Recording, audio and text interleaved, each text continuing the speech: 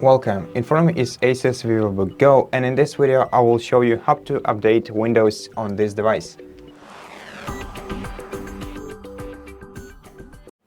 So to check for Windows updates, open the Start menu, then go to Settings,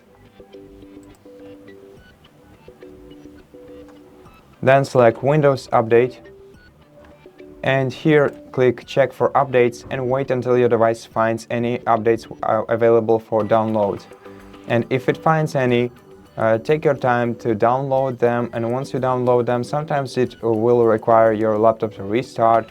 It will tell you if it requires it right here, and in such case you'll have to restart your device once you download and install all the updates.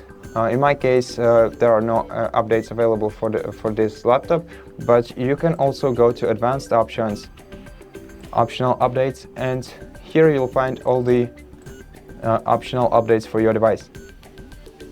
So you can, if you want to, you can select them, download and install them by clicking this button, and then wait until they are installed, and sometimes it will also require your laptop to restart.